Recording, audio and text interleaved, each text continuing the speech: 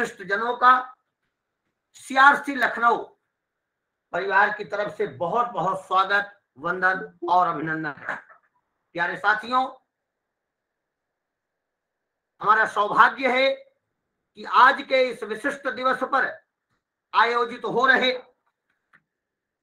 इस महत्वपूर्ण आयोजन के मुख्य वक्ता doctor JS Arora sir, general secretary National Thalassemia Welfare Society New Delhi, हमारे बीच जुड़ चुके हैं। सर का इस पटल पर मैं संपूर्ण सीआरसी परिवार की तरफ से बहुत बहुत स्वागत, वंदन और अभिनंदन करता हूं। जैसा आप सभी को ज्ञात है, सीआरसी लखनऊ अपने उद्देश्यों की पूर्ति हेतु तथा आरपीडब्ल्यूडी के अंतर्गत निर्दिष्ट की गई 21 प्रकार की दिव्यांगताओं के कुशल संवहन, संवर्धन एवं विकासोन्मुख भाव को स्थापित करने हेतु निरंतरता के साथ अपनी सेवाओं का बृहदीकरण कर रही है। ऑनलाइन ऑफलाइन समस्त गतिविधियों के माध्यम से हम शिक्षा के महत्वपूर्ण भाव को आप तक पहुंचाने हेतु निरंतरता के साथ प्रयासरत है। सीआरसी लखनऊ का प्रयास सदैव रहा है कि 21 प्रकार की दिव्यांगता जो निर्दिष्ट की गई है आरपीडब्ल्यूडी एक्ट 2021 में, उसके कुशल चिन्हांकन, कुशल संवेदीकरण एवं साथ ही साथ कौशल्यता युक्त भावों की स्थापना को कैसे सुनिश्चित किया जाए, इसके लिए सर्वांगीण भावों की स्थापना को निरंतरता के साथ पालित किया जा रहा है। हमारा सुअवसर है, हमारे साथ श्री रमेश पांडे सर, निदेशक सीआरसी लखनऊ, हमारे बीच जुड़ चुके हैं और मैं सर को सादर आमंत्रित करता हूं कि सर आप आए और आज वर्ल्ड थैलेसीमिया डे के अवसर पर इस आयोजित हो रहे इस दिव्य ऑनलाइन कार्यक्रम में अपने आशीर्वचन प्रदान कर कार्यक्रम का उद्घाटन करें। श्री रमेश पांडे सर।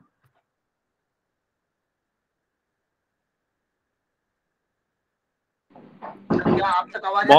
बहुत धन्यवाद पांडे जी, मेरी आवाज पहुंच रही है आप लोगों तक? जी सर, जी सर। बहुत धन्यवाद। सबसे पहले मैं National Thalassemia Welfare Society New Delhi के प्रति अपना अभिवादन व्यक्त करता हूं कि उन्होंने सीआरसी लखनऊ के साथ आज वर्ल्ड थैलेसीमिया डे के अवसर पर हमसे कोलैबोरेट किया।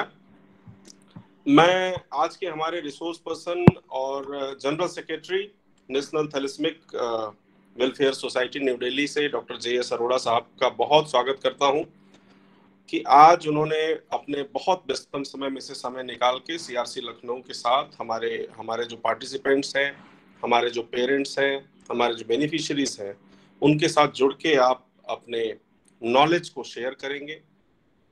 आरपीडब्ल्यूडी एक्ट आने के बाद जब ब्लड रिलेटेड डिसऑर्डर्स को डिसेबिलिटीज की कैटेगरी में कंसीडर किया गया है, वो तीनों ही जो ब्लड रिलेटेड डिसऑर्डर है उनके बारे में मैं पिछले कई सालों से, जब से आरपीडब्ल्यूडी एक्ट इम्प्लीमेंट हुआ, मैं कहता आ रहा हूं कि बहुत व्यापक पैमाने पे जन जागरूकता करने की जरूरत है।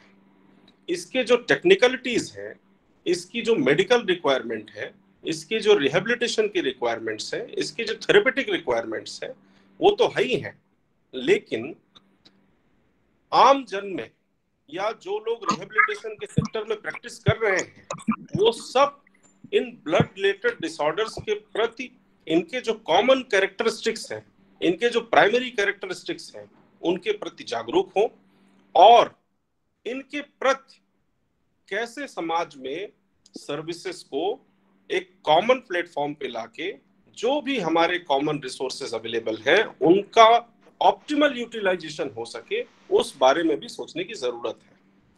हमारी मिनिस्ट्री रिहेबिलिटेशन के पॉइंट ऑफ व्यू से बहुत सारी नई चीजें लेके आ रही है। एक्ट का आना अपने आप में बहुत सुखद स्टेप रहा है, लेकिन अब उसका इम्प्लीमेंटेशन, उसके इम्प्लीमेंटेशन के बाद जो जो सर्विसेज और फैसिलिटीज कंसेशन की रिक्वायरमेंट है, उसके बारे में बात करना, उसके बारे में प्रोटोकॉल डिजाइन करना और equal participation of blood related disorder के जो पेशेंट है उनका equal participation in different sections of the society, वो भी इंश्योर करने की जरूरत है। और मुझे लगता है कि आज अरोड़ा साहब इस विषय में जरूर बात करेंगे। मैं बहुत ज्यादा समय ना लेते हुए अरोड़ा साहब आपका फिर से स्वागत करता हूं और मैं उत्सुक हूं आपको सुनने के लिए, क्योंकि जो भी न्यूली एडेड डिसेबिलिटीज हैं आरपीडब्ल्यूडी एक्ट में, उन सब पे बहुत ज्यादा बात किए जाने की जरूरत है। लोगों के बीच उसके बारे में जागरूकता फैलाए जाने की जरूरत है, और कुछ भ्रम भी है, कुछ मिथ्स हैं, उस पर भी हमें एड्रेस करने की जरूरत है, उनको भी हमें एड्रेस करने की जरूरत है कि लोग सही दिशा में इन चीजों को समझ पाए, ले पाए, और फिर एक एम्पैथिक सोसाइटी डेवलप हो सके, जो कोर है हमारे एक्ट का। मैं बहुत ज्यादा समय ना लेते हुए हमारे जितने पार्टिसिपेंट हैं उनके प्रति आभार व्यक्त करता हूं कि आज इस बहुत महत्वपूर्ण वेबिनार में आप जुड़े हैं। मैं आज के हमारे प्रोग्राम कोऑर्डिनेटर्स गणेश जी, मुकलेश जी, संतोष जी, अमित जी और नागेश पांडे जी के प्रति अपना आभार व्यक्त करता हूं। मैं अपने मंत्रालय की तरफ से, अपने राष्ट्रीय संस्थान और सीआरसी के सभी अधिकारी कर्मचारियों की तरफ से फिर से इस वेबिनार की सफलता की शुभकामनाएं देता हूं। बहुत बहुत धन्यवाद। नमस्कार। बहुत बहुत धन्यवाद सर। आपका आशीर्वचन हम सभी की प्रेरणा का स्रोत है। अब वह समय है कि जब हम आज के इस दिव्य और भव्य आयोजन में थैलेसीमिया से संबंधित अपने प्यारे भाई बहनों के संबंध में जानकारियों को प्राप्त करें, जानें और समझें, और उसके लिए एक बृहद अनुभव लेकर के हमारे बीच जुड़े doctor GS Arora sir, general secretary National Thalassemia Welfare Society New Delhi को मैं सादर आमंत्रित करता हूं कि सर आप आए और अपना महत्वपूर्ण वक्तव्य हमारे बीच आशीर्वचन स्वरूप रखें। आदरणीय जीएस अरोड़ा साहब। धन्यवाद सर जी। सबसे पहले तो मैं सीआरसी लखनऊ और पीडीयू एनआईपीपीडी और department of persons with disability, ministry of social justice and empowerment, government of India का धन्यवाद करना चाहूंगा कि उन्होंने इस बार वर्ल्ड थैलेसीमिया डे के ऊपर, थैलेसीमिया के ऊपर एक विशेष वेबिनार का आयोजन किया है। और मुझे उम्मीद है कि इससे जो आम जन जागरण है वो बढ़ेगा, जनता के अंदर थैलेसीमिया की जानकारी बढ़ेगी, और जिससे उनको पता लगेगा कि थैलेसीमिया क्या बीमारी है, इससे क्या क्या प्रॉब्लम हो सकती हैं, इससे बचाव क्यों जरूरी है और कैसे बचाव किया जा सकता है। और दूसरा जो विशेष है कि इनको, क्योंकि अब 2016 के आरपीडब्ल्यूडी एक्ट के अंदर अब एक एडिशनल जो 7 से 21 डिसेबिलिटीज में ऐड किया गया है, तो वो क्यों किया गया है, उसकी हमें क्या जरूरत थी, और आज की डेट में हमें कुछ क्या बेनिफिट्स अवेलेबल हो सकते हैं, या जो थैलेसीमिया से पीड़ित हैं तो उनको कैसे उसका लाभ उठा सकते हैं, या जो अभी भी हम कमियां महसूस करते हैं उसके लिए क्या एक्शन लिए जा सकते हैं। तो मैं इनके सबके साथ आपके साथ थोड़ा विचार मंत्रणा करूंगा, और उम्मीद है कि आप लोग अब सबको वो मेरे जो विचार हैं अच्छे लगेंगे और उसका पब्लिक को फायदा होगा। तो मैं अपनी जो स्लाइड्स शेयर करना चाहूंगा, क्योंकि स्लाइड्स तो मेरी इंग्लिश में होगी, तो मैं कोशिश करूंगा कि मिक्स लैंग्वेज का यूज करूं।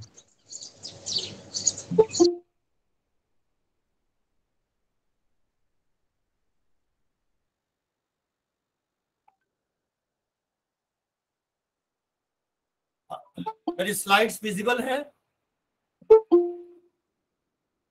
आप मेरी स्लाइड्स देख सकते हैं? Yes sir. आपको स्लाइड्स दिख रही हैं?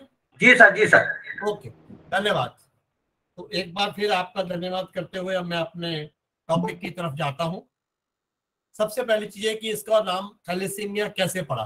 तो थैलेसीमिया इतना मुश्किल नाम क्यों पड़ा कि ये एक ग्रीक वर्ड थैलेसे से होता है, जिसका मीनिंग होता है समुद्र। क्योंकि पहली बार ये जो है समुद्र के आसपास के लोगों में देखा गया, इसलिए इसको थैलेसीमिया, थैलेस से समुद्र और एनीमिया से इसका नाम थैलेसीमिया रखा गया।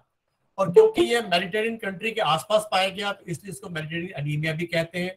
और कूलिस और ली के जो साइंटिस्ट थे, उन्होंने 1925 में इसको पहली बार जाना, तो इसलिए इसको कूलिस एनीमिया भी कहा जाता है।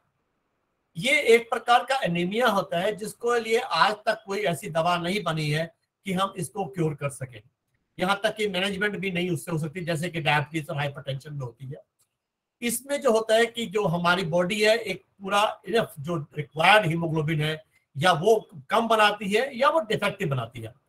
जो हमारे शरीर के अंदर लाल रक्त कण होते हैं, जिसमें हीमोग्लोबिन होता है, जिसका मुख्य काम होता है शरीर के विभिन्न अंगों को उसमें ऑक्सीजन पहुंचाना, और ऑक्सीजन पे सब लोग जो है उस सब अंग जो है वो कार्य करते हैं। तो वो उनकी लाइफ 120 दिन होती है, लेकिन इनके अंदर 120 दिन से ना होकर कम होकर 15-20 दिन तक ही रह जाती है। ये आमतौर पे एक जेनेटिक म्यूटेशन के कारण होता है, और कभी कभी कोई डिलीशन भी हो सकता है जीन के अंदर, और ये बिना किसी को पता लगे अपने परिवार में दूसरे को दे सकता है, या दूसरे का मतलब है अपने बच्चों को दे सकता है। तो इसलिए मालूम नहीं पड़ता कि किस परिवार में थैलेसीमिया है या नहीं है। तो यहाँ मिथ की बात करना चाहूंगा, क्योंकि बड़ा अच्छा बताया गया कि ये जो है किसी भी, और जैसे मान लो छूने से नहीं होता, पास रहने से, खाने पीने से जैसे बाकी कोई हो सकता है, वो नहीं होता। ये ना तो किसी मच्छर काटने से होता है जैसे डेंगू मलेरिया वगैरह, ना ही गलत खाने पीने से होता है जैसे टाइफाइड जॉन्डिस वगैरह, और ना ही कोई और कारण इन्फेक्शन से होता है। ये केवल और केवल माता पिता से बच्चों में आता है। इसमें क्या होता है कि हमारे जो हीमोग्लोबिन होता है उसमें दो मुख्य प्रोटीन होते हैं, alpha chains and beta chains. उसमें अगर अल्फा चेन्स की कमी होती है तो अल्फा थैलेसीमिया होता है, अगर बीटा चेन्स की कमी होती है तो बीटा थैलेसीमिया होता है। क्योंकि हमारे भारतवर्ष में बीटा थैलेसीमिया ज्यादा होता है और अल्फा थैलेसीमिया बहुत कम होता है, और जो होता भी है बहुत हल्का होता है। इसलिए आमतौर पर जब हम थैलेसीमिया वर्ड का इस्तेमाल करते हैं तो उसके मायने बीटा थैलेसीमिया ही होता है।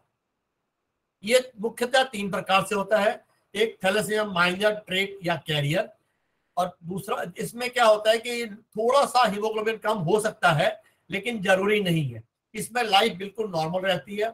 इसके लिए मैं ये कहना चाहूंगा कि हमारे अंदर डिफरेंट जीन्स होते हैं जो डिसाइड करते हैं कोई शरीर कैसा होगा, जैसे हाइट, वेट, कलर, कंप्लेक्शन, आंखें नीली हैं, भूरी हैं, काली हैं, बाल घुंघराले हैं, सीधी है, सब चीजें जो है जीन्स डिसाइड करती है। अगर जीन का पेयर बिल्कुल ठीक होता है तो व्यक्ति पूरा ठीक होता है। अगर उस पेयर में से एक ठीक एक खराब हो तो उसको हम थैलेसीमिया माइनर, ट्रेट या कैरियर कहते हैं, और वो अपनी लाइफ बिल्कुल नॉर्मल जीते हैं, जिसका मालूम भी नहीं पड़ता कि आप कैरियर हैं या नहीं है।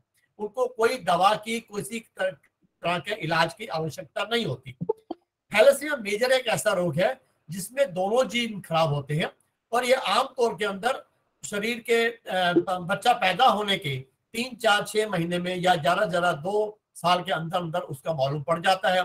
बच्चा पीला होता है, कमजोर होता है, खाता पीता नहीं है, भूख कम लगती है, और उसके जो माइलस्टोन्स हैं जैसे बैठना, उठना, चलना फिरना, ये सब डिलेड हो जाते हैं। और थोड़े दिन बाद अगर फिर भी ना किया जाए तो उसकी आंख की जो इसकी जैसे फेस की हड्डियां थोड़ी बाहर आ जाती हैं, थोड़े दांत बाहर आते हैं, उसका पेट बढ़ जाता है, लिवर और तिल्ली बढ़ जाता है, और अगर इलाज नहीं किया जाए तो 5 साल तक में उसकी मृत्यु होने के अंदेशा रहता है। एक थोड़ा बीच का होता है थैलेसीमिया इंटरमीडिया, क्योंकि इसमें मैंने बताया कि जीन का इफेक्ट होता है। तो जीन तो 200-300 किस्म की है, कोई जीन हल्का होता है, कोई स्ट्रांग होता है। अगर एक हल्का, दो हल्के 2 मिल जाए तो इंटरमीडिएट टाइप का होता है, जो आमतौर पे 3-4 साल, 5 साल, कई बार तो हमने देखा है 6-8 साल, 12-15 साल, 20 साल तक भी पहली बार पता लगता है। मेरे पास ऐसे केस भी है कि पहली बार उनको शादी के बाद पता लगा कि उनको थैलेसीमिया इंटरमीडिया है, क्योंकि इसमें आमतौर पे 7-8 ग्राम बिना किसी इलाज के चल जाता है, तो लोगों को महसूस नहीं होता कि हमें खून की कमी है, और वो इंटरमीडिएट चलता रहता है। बाद में कभी कभी इन्फेक्शन में, प्यूबर्टी या प्रेगनेंसी में उनको खून चढ़ाने की आवश्यकता रहती है। ये एक बहुत ही मिजरेबल कंडीशन है, जैसे मैंने बताया मैंने अभी थोड़ी देर पहले कि बच्चा पीला होता है, कमजोर होता है, ग्रो नहीं करता। इसका जो इलाज है वो एक और केवल एक है, ब्लड ट्रांसफ्यूजन। उसको बार बार ब्लड चढ़ाना पड़ता है हर 2-4 हफ्ते में। जब बच्चा छोटा होता है तो महीने में 1 यूनिट ब्लड चाहिए होता है, और बच्चा जैसे 1 से 5 साल तक, 5 से 10 साल तक उसको 2 यूनिट हर महीने की चाहिए, 10 से 15 साल तक 3 यूनिट, और जब वो एडल्ट हो जाता है यानी कि 15 साल से बड़ा हो जाता है, उसको तकरीबन 4 यूनिट ब्लड की हर महीने चाहिए होती है, 2 यूनिट एवरी 2 वीक से, जैसा भी उसकी स्थिति होती है वैसे करते हैं। क्योंकि इनको जो ब्लड चढ़ाते हैं उससे एक समस्याएं तो बहुत आती हैं। जैसे सबसे पहली बात है कि खून की कमी हो जाती है, और खून की आपको मालूम है कि ब्लड बैंक के अंदर खून पूरा मिलता नहीं है, लोग ब्लड डोनेशन में आगे नहीं आते। इसमें हेपेटाइटिस बी, सी, HIV का खतरा रहता है। यद्यपि हर जो ब्लड यूनिट है उसमें टेस्टिंग की जाती है, लेकिन आज की डेट में कोई भी टेस्टिंग 100% नहीं है, तो इसलिए उससे जो है उसको हेपेटाइटिस बी, सी, HIV होने का खतरा रहता है। और तीसरी जो सबसे चीज इसके विशेष है वो ये है कि मैंने बताया कि इनके जो RBC की लाइफ 120 दिन होती है, तो जब हम ब्लड बाहर से देते हैं उसकी जिंदगी भी 120 दिन होती है। जब वो टूटते हैं तो उसमें प्रोटीन और आयरन निकलता है, प्रोटीन प्लाज्मा का हिस्सा बन जाता है, और आयरन जो है हमारे लोगों में जो बिल्कुल ठीक है वो दोबारा खून बनाने में काम आता है। लेकिन क्योंकि इनमें खून बनाने की मशीन काम नहीं करती, बोन मैरो जिसको हम बोलते हैं, तो वो जो आयरन है एक्स्ट्रा हो जाता है। शरीर में भगवान ने कोई सिस्टम नहीं बनाया कि एक्स्ट्रा आयरन को निकाल सके, क्योंकि आयरन अदरवाइज बॉडी के लिए बहुत इंपॉर्टेंट होता है। तो उस आयरन को नहीं निकाला जाए तो प्रॉब्लम्स होती हैं, उसके लिए आयरन निकालने की दवाई रहती है। इसका खर्चा 50,000 से 2 लाख रुपए सालाना आता है। इसका एक ही परमानेंट इलाज है, बोन मैरो ट्रांसप्लांटेशन। लेकिन उसके लिए सबसे इंपॉर्टेंट है, जैसे ब्लड चलाने के लिए ब्लड ग्रुप टेस्ट करते हैं, ऐसे ही इसमें टेस्ट होता है जिसको HLA मैचिंग कहते हैं। और HLA मैचिंग अगर सगे बहन भाई के साथ मिले तो बहुत अच्छे रिजल्ट होते हैं। माता पिता के साथ भी 1-2% चांस है मिलने का, बहन भाई के साथ 25 से 30% चांस है मिलने का, माता पिता से 1-2%, और अगर हम पब्लिक से लेना चाहें तो 1 in 1 मिलियन। क्योंकि बोन मैरो अब आजकल फैमिलीज वैसे भी छोटी हैं, बोन मैरो जो है मैचिंग कम मिलती है तो ट्रांसप्लांट होने का जो चांस कम मिलता है।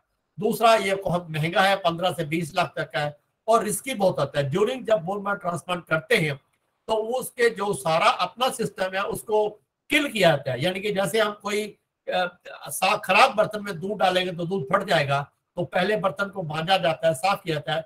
इसी तरह इसके बोन मैरो में पुराने सेल्स को किल करते हैं, उस समय बिल्कुल डिफेंस सिस्टम जीरो हो जाता है, जिससे कि कई बार बच्चे को बहुत बड़ी बड़ी कॉम्प्लिकेशन हो सकती है। इसके अलावा हार्ट, लिवर और अदर एंडोक्राइन कॉम्प्लिकेशंस का भी इलाज करना पड़ता है। जीन थेरेपी एक नया टूल है जो कि अब कोशिश हो रही है, पिछले 10-12 साल से लगे हुए हैं, उसके अच्छे रिजल्ट हैं, लेकिन अभी भी वो आम पब्लिक के लिए उपलब्ध नहीं है। और अगर आएगी भी सही तो बहुत महंगी होगी, 2-4-5 करोड़, पता नहीं कितना कॉस्ट होगी, तो हमारी समर्था से बहुत बाहर होगी। इसके अलावा क्योंकि इन पेशेंट्स में जब आपको मालूम है कि बीमारी माता पिता से आती है, जब कैसे ही पेशेंट को, फैमिली को मालूम पड़ता है कि इसको थैलेसीमिया है, सारी उम्र खून चढ़ाना पड़ेगा और ये बीमारी हमारे से आई है, तो आप समझ सकते हैं कि फैमिली का क्या हाल होता है। फैमिली समझती है कि हमने कोई पाप किया, हमसे बहुत बड़ी गलती हुई है, कि भगवान ने हमें कोई ऐसा सजा दी है कि हमें ये बच्चा मिला है और हमें इस सारी उम्र जो है खून चढ़ाना पड़ेगा। उस समय उसको बहुत सोशल सपोर्ट चाहिए होती है, और जब खास तौर से कॉम्प्लिकेशन हो जाती है, खून मिलता नहीं है, बच्चे को सुइयां लगती है, तो उन सब बातों में उनको बहुत ही साइकोलॉजिकल सपोर्ट की जरूरत होती है, तो वो हम संस्था की तरफ से अक्सर देते हैं।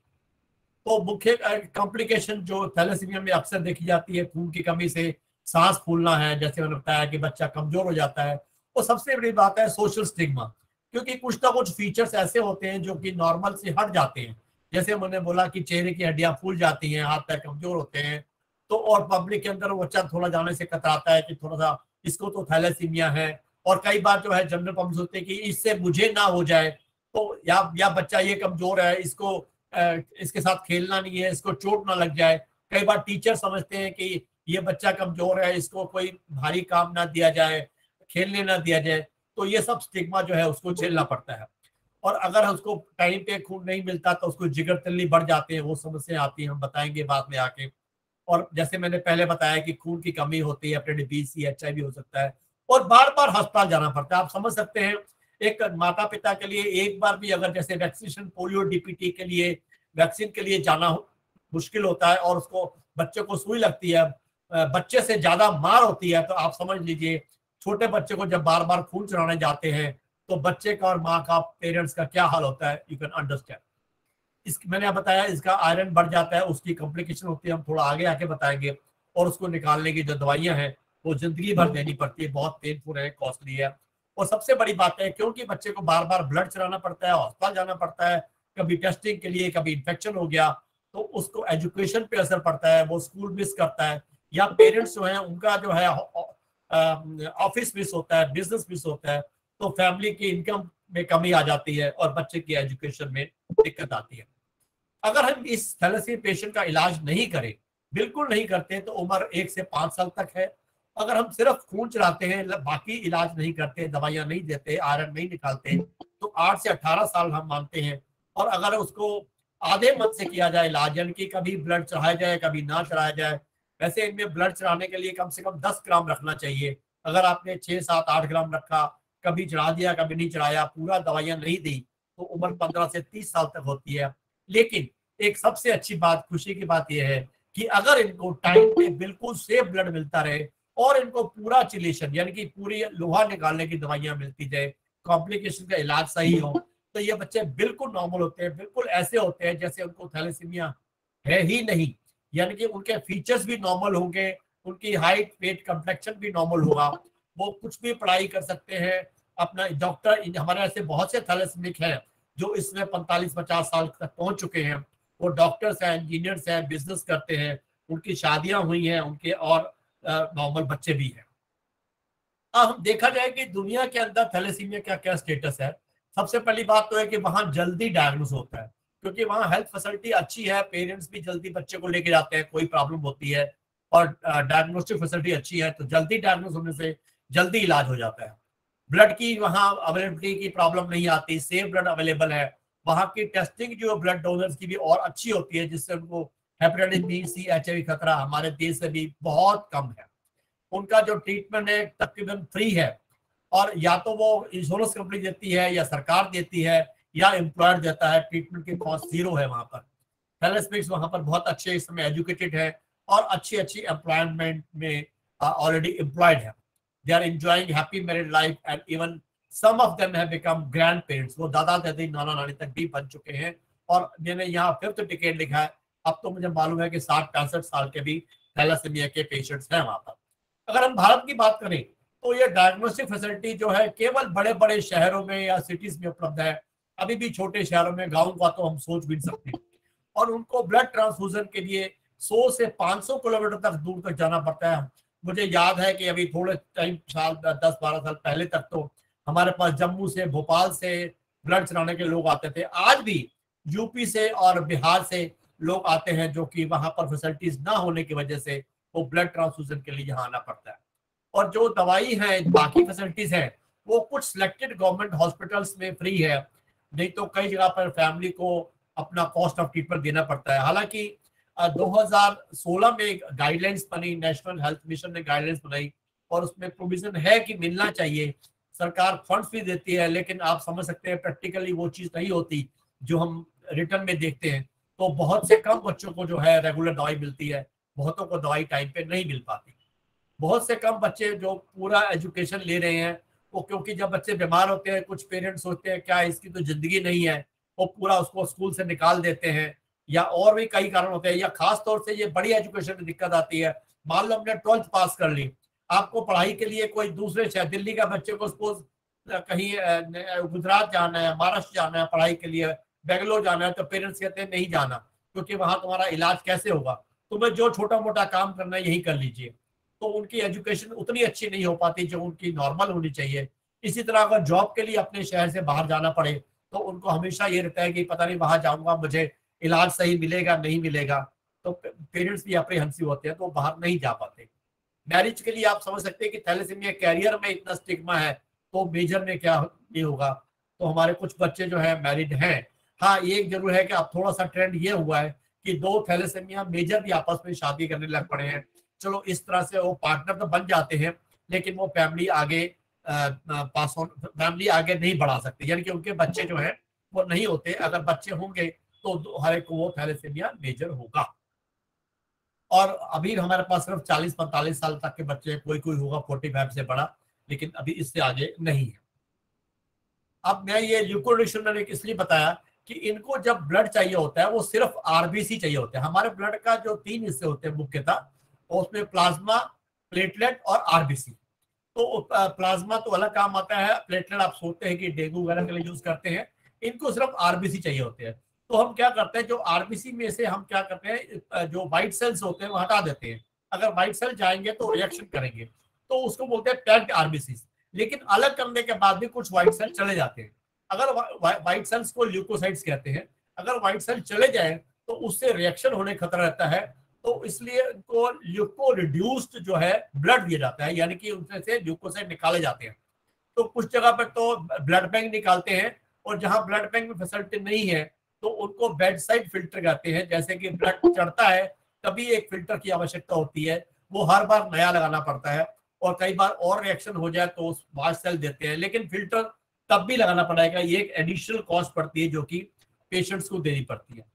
अगर बच्चे को टाइम पे ब्लड नहीं मिले तो उसकी जिगर और तिल्ली बढ़ जाते हैं। जैसे मैं इसको ये बताना चाहूंगा कि जैसे हमारा जो खून है वो लॉन्ग बोन्स में बनता है, लेकिन अगर लॉन्ग बोन्स काम नहीं करती जैसे थैलेसीमिया मेजर के अंदर, तो शरीर की बाकी हड्डियां भी काम शुरू कर देती हैं, लिवर स्प्लीन भी करते हैं, सब कहते हैं खून बनाओ, लेकिन वो किसी काम नहीं आता। इसका मैं एक एग्जांपल देना चाहूंगा। जैसे एक फैमिली के अंदर एक हेड ऑफ द फैमिली की अगर इनकम अच्छी होती है तो यूजुअली वाइफ को काम करने की जरूरत नहीं है, लेकिन हम जो बहुत गरीब परिवार है, जैसे लेबरर है, रेंट पिकर से, हम देखते हैं कि हेड ऑफ द फैमिली तो काम करता ही करता है, उसकी वाइफ भी काम करती है, यहाँ तक कि बच्चे भी जो 5, 7, 8, 10 साल तक के हैं वो भी छोटा मोटा काम शुरू कर देते हैं।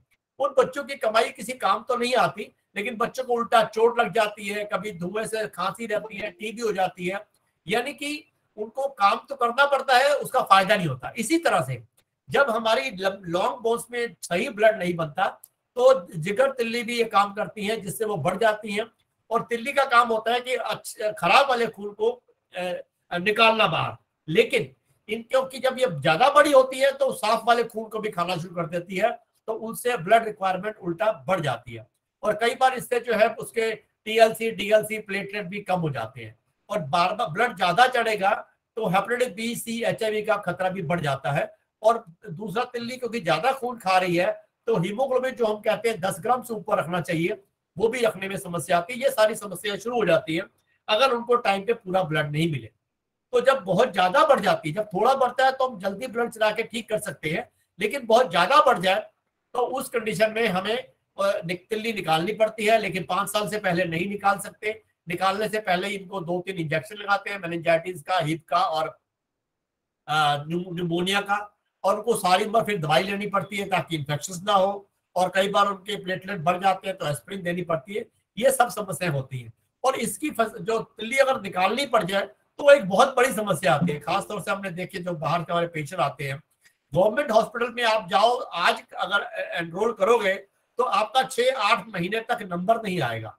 तो आप समझ सकते हैं कि उसको जिस व्यक्ति को हम तिल्ली ऑपरेशन कह रहे हैं वो आज ही 10 ग्राम नहीं मेंटेन कर पा रहा, इतना खून चढ़ रहा है उसको हर 2-4 दिन में, हफ्ते में, तो उसको अगले 6-8 महीने क्या होगा?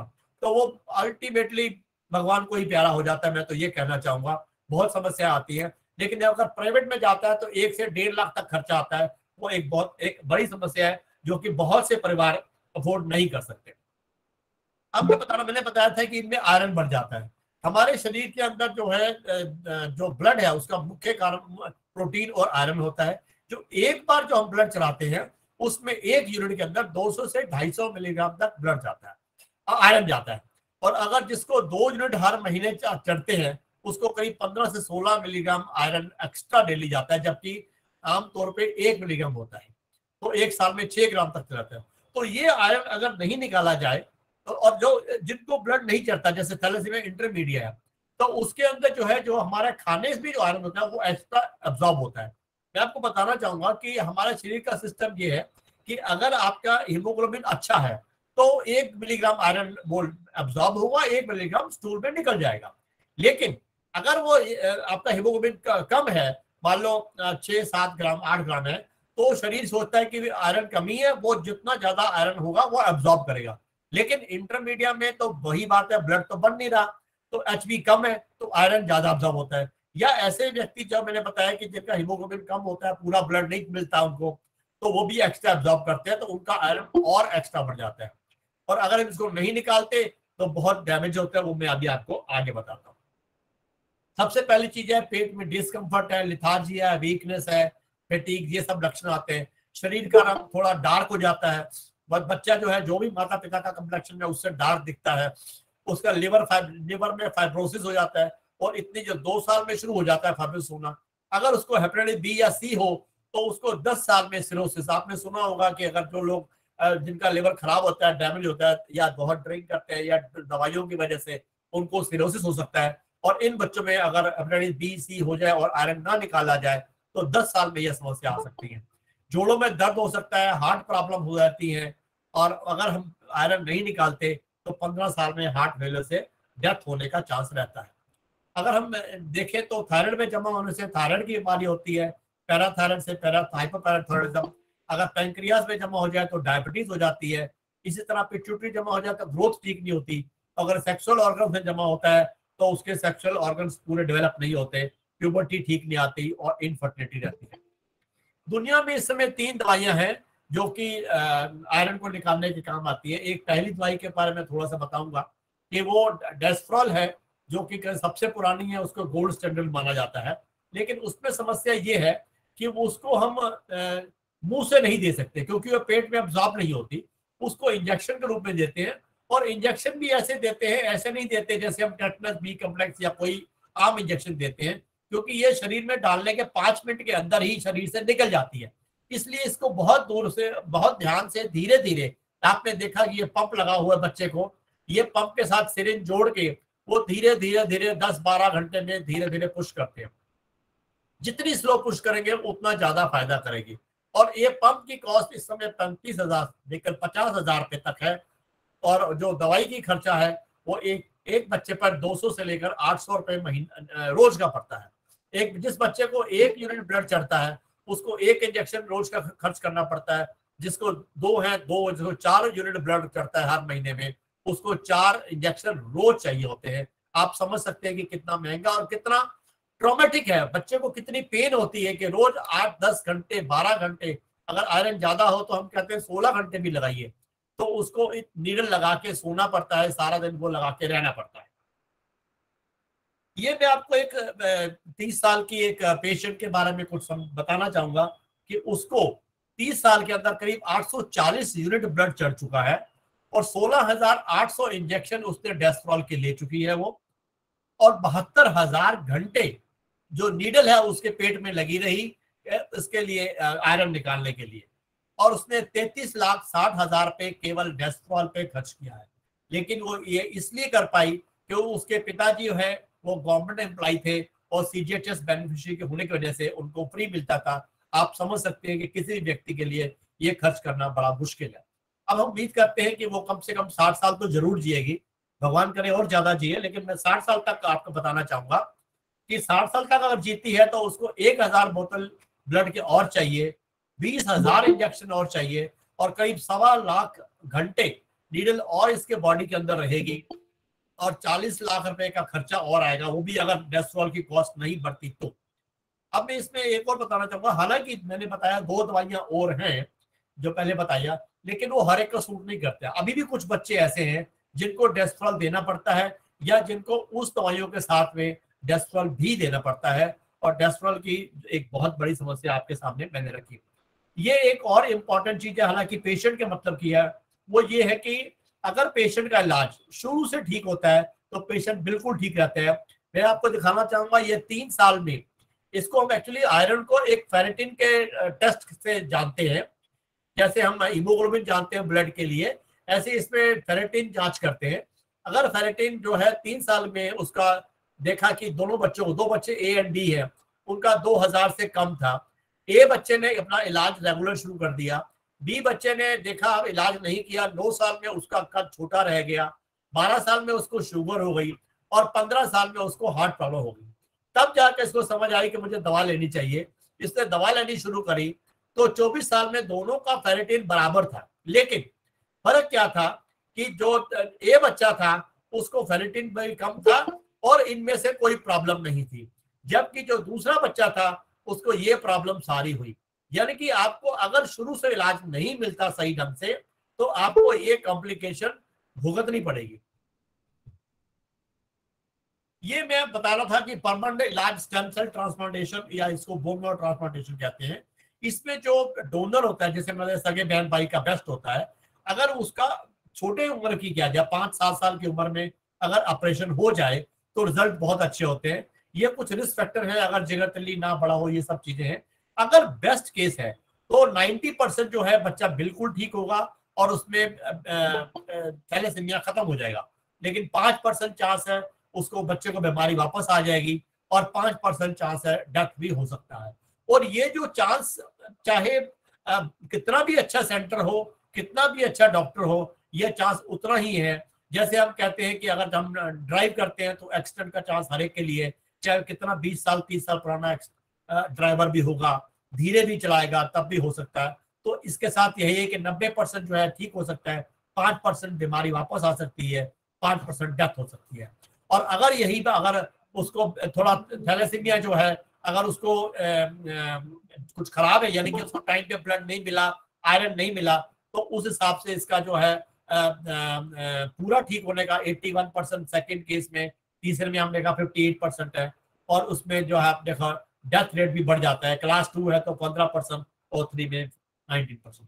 तो इन सब समस्याओं को देखते हुए हमें एक ही समझ में आते हैं कि prevention is the only cure.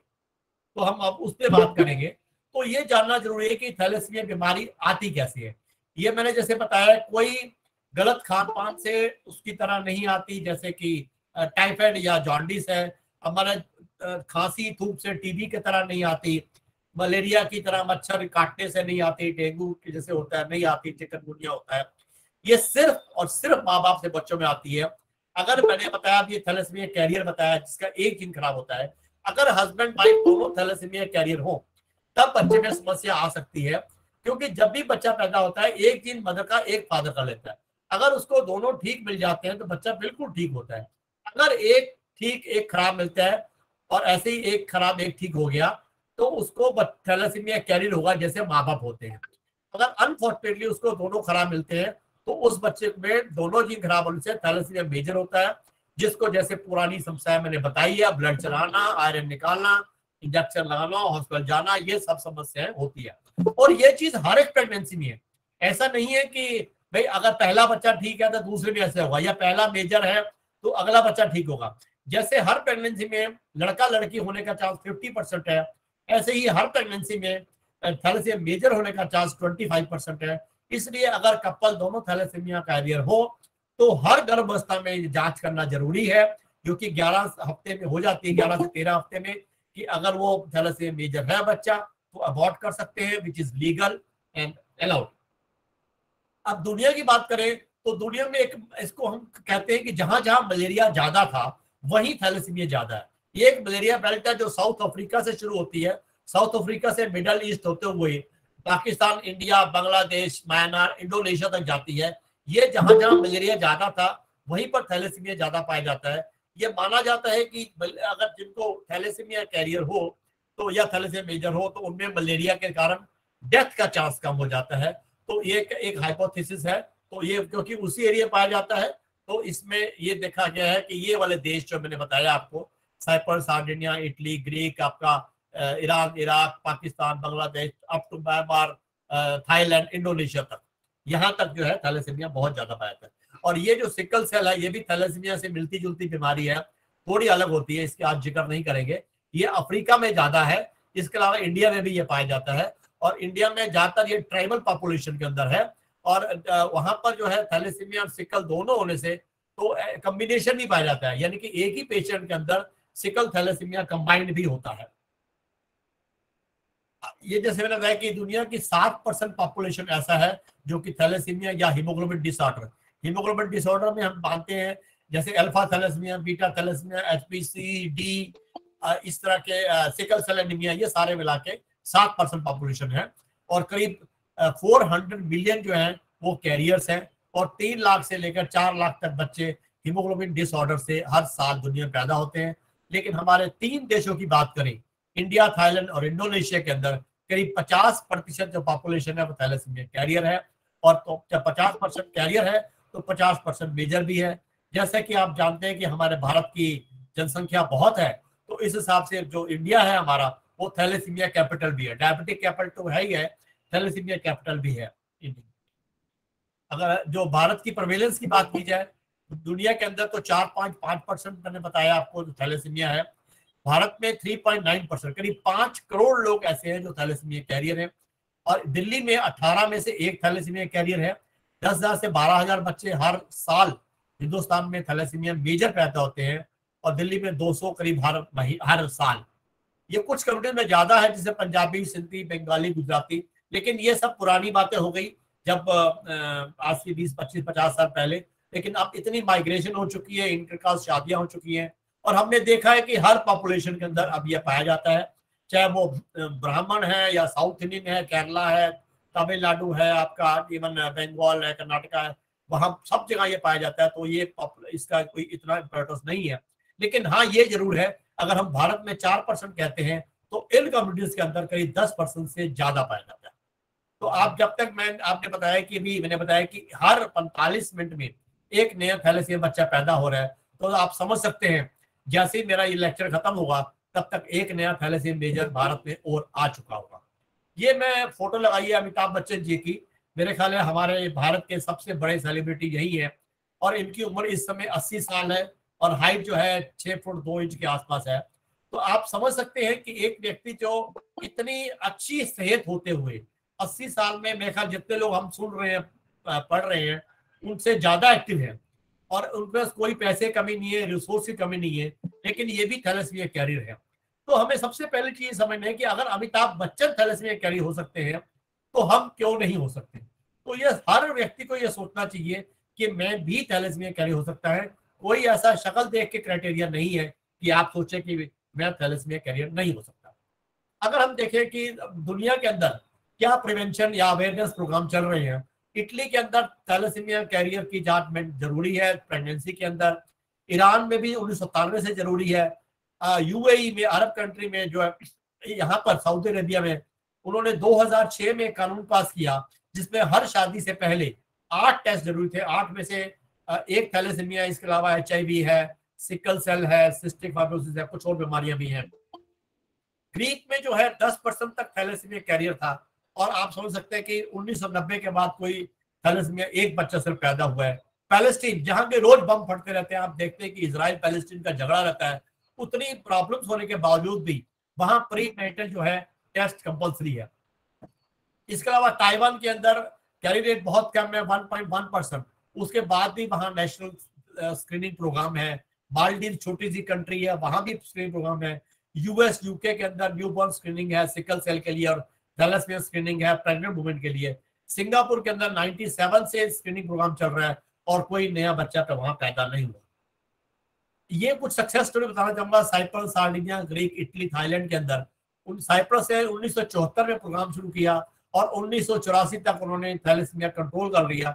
84 के बाद हार्डली कभी कोई बच्चा पैदा हो जाए, वरना कोई थैलेसीमिया मेजर पैदा नहीं होता। यही बात आपके रही ग्रीक की और इटली की भी, इन्होंने भी 10 साल के अंदर तकरीबन थैलेसीमिया कंट्रोल कर लिया।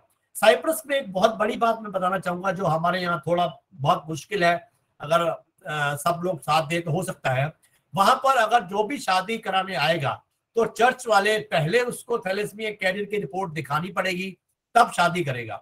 यानी कि वो शादी जिससे मर्जी करे उसके लिए मना नहीं करते, लेकिन वो चाहते हैं कि शादी से पहले आपका थैलेसीमिया कैरियर की जांच होना जरूरी है। अगर हमारे यहाँ भी जो हमारे जो पंडित भाई जो शादी करवाते हैं या शादी का मुहूर्त निकालते हैं या कुंडली मिलाते हैं, तो वो अगर इस तरह का व्यवधान कर दे, बेशक कुंडली मिलाएं, कुछ भी करें, उनको उनका अपना विचार है, जो मर्जी करें, लेकिन अगर 2 शब्द अगर हमारे बारे में बोल दें कि आपको थैलेसीमिया की जांच भी जरूरी है, कुंडली तो मैंने मिला ली, जो देख ली, लेकिन ये कुंडली में नहीं आता, ये भी जांच करा लीजिए, तो हम बहुत से बच्चों को थैलेसीमिया रोग से बचा सकते हैं। अगर भारत में ये देखा जाए तो करीब 1 से लेकर 17% मैंने बताया आपको, जिसमें से हमारे नॉर्थ के अंदर कुछ ज्यादा है, हरियाणा, पंजाब, दिल्ली के अंदर तकरीबन 3 से लेकर 10% तक है, और गुजरात में भी बहुत ज्यादा है, 3 से 17% तक है।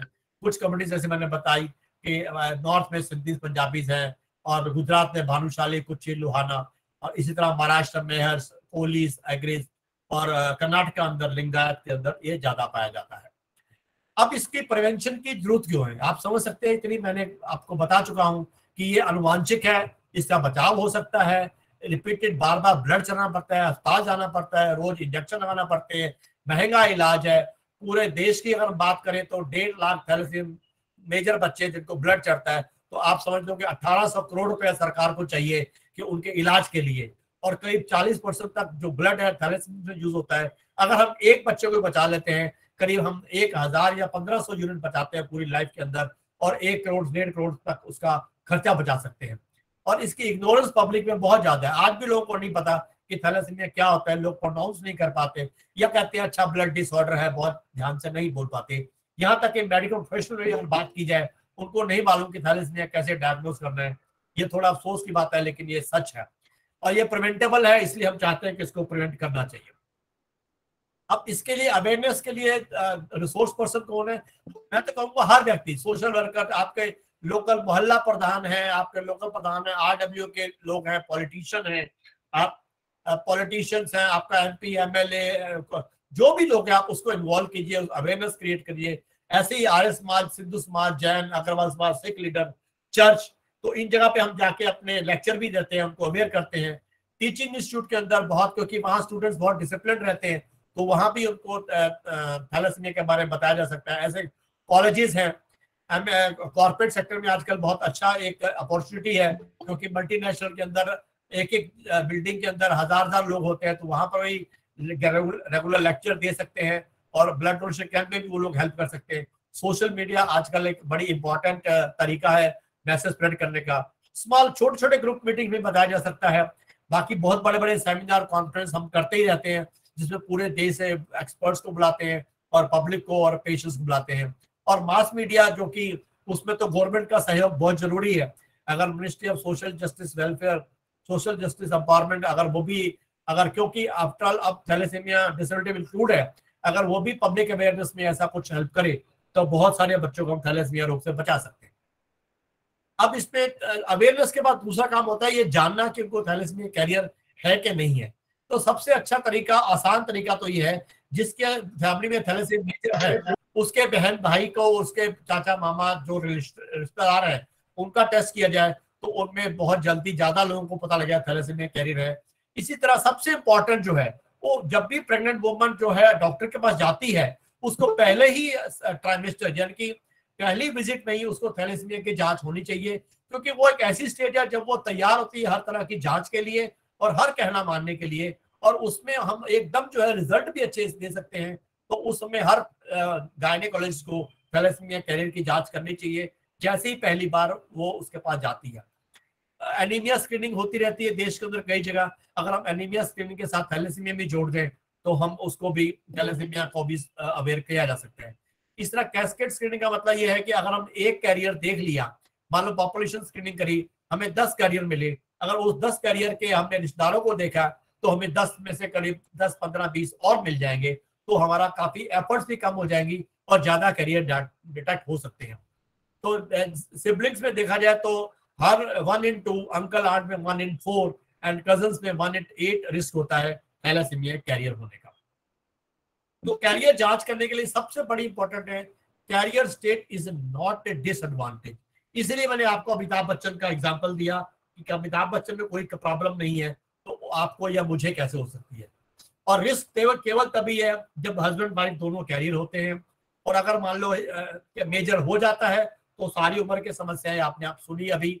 और दूसरा ये है, इसका बचाव भी संभव है, 11-12 हफ्ते में, 13 हफ्ते में जांच कर सकते हैं। तो हमारा तरीका क्या होना चाहिए, जैसे लेडी प्रेग्नेंट होती है उसको पहली विजिट में थैलेसीमिया जांच किया जाए, अगर उसको पॉजिटिव होता है कंफर्म किया जाए A2 में, और अगर उसको है तो उसके हस्बैंड का जांच किया जाए। अगर हस्बैंड नहीं कैरियर है कोई एक्शन नहीं चाहिए, हस्बैंड कैरियर है तो 11-13 हफ्ते में उसको थैलेसीमिया की CVS की जांच, फीटस की जांच होती है। अगर फीटस नॉर्मल या कैरियर है तो प्रेगनेंसी कंटिन्यू करें, अगर मेजर है तो उसकी मर्जी है रखना चाहे या टर्मिनेट करे, लेकिन टर्मिनेट करने के लिए कानून हमें अलाउ करता है। पहले 20 हफ्ते था, अब तो सरकार ने 24 भी कर दिया स्पेशल कंडीशन के अंदर, तो 20 हफ्ते तक जो है अबॉर्शन अलाउड है। तो जांच का बहुत सिंपल तरीका है, मैं आपको थोड़ा सा, आप लोग खुद भी कर सकते हो। CBC का टेस्ट एक सिंपल टेस्ट है, मेरे ख्याल है हर व्यक्ति का जिंदगी में 10-15 बार तो होता ही होगा। कोई भी आपको बीमारी हो, इन्फेक्शन हो, बुखार हो, खांसी हो, गला खराब हो, CBC का टेस्ट होता ही है, और आजकल ऑटोमेटिक मशीन की होता है। तो यूजुअली डॉक्टर्स भी क्या करते हैं, HB, TLC, DLC, प्लेटलेट देखते हैं, बाकी चीज छोड़ देते हैं। जबकि उसमें से अगर सिर्फ 2 पैरामीटर भी देख लिए जाए, MCH अगर 27 से कम है, या आप खुद भी देख सकते हैं MCV 80 से कम है, तो आप अपनी थैलेसीमिया की जांच कराइए। जांच के ये तीनों तरीके हैं, कोई भी, आजकल HPLC होता है, अगर आपका HbA2 3.5 से ज्यादा है तो आपको थैलेसीमिया कैरियर है। एक सबसे इंपॉर्टेंट बात बताना चाहूंगा, अक्सर लोग समझते हैं कि थैलेसीमिया कैरियर को एनीमिया होना जरूरी है, जो बिल्कुल ठीक नहीं है। ये बिल्कुल सच है कि 2/3 यानी कि 67% लोगों में खून की कमी होती है, लेकिन 1/3 ऐसे भी होते हैं जिनका ब्लड हीमोग्लोबिन नॉर्मल होता है। अगर हम सिर्फ एनीमिया को मानेंगे तो हम 1/3 केस को मिस कर जाएंगे। इसलिए सिर्फ हीमोग्लोबिन के लेवल के ऊपर ये कभी नहीं सोचना कि मेरे को या उसको थैलेसीमिया नहीं हो सकता। अब सोसाइटियों का क्या रूल आता है, पहला मैंने बताया था, जब फैमिली टूट चुकी होती है, जब पता लगता है थैलेसीमिया है, उसको क्या अरेंज करना है, कैसे करना है, कहाँ ब्लड चढ़ाना है, कैसे सुविधा मिलेगी, वो हम बताते हैं। इसके अलावा हमारा काम होता है जो पेशेंट को, केयर गिवर को अवेयर करना कि उसको फैसिलिटीज कहाँ अवेलेबल है, और फिर RPWD एक्ट के अंदर क्या क्या फैसिलिटी हो सकती है वो बताया जाता है। इसके अलावा बुलेटिन छापते हैं, मीटिंग करते हैं, कॉन्फ्रेंस करते हैं, और जो बच्चों को दवाई नहीं मिलती उसके लिए हम दवाइयाँ भी उपलब्ध कराते हैं, और डिसेबिलिटी सर्टिफिकेट बनाने में उसकी हेल्प करते हैं।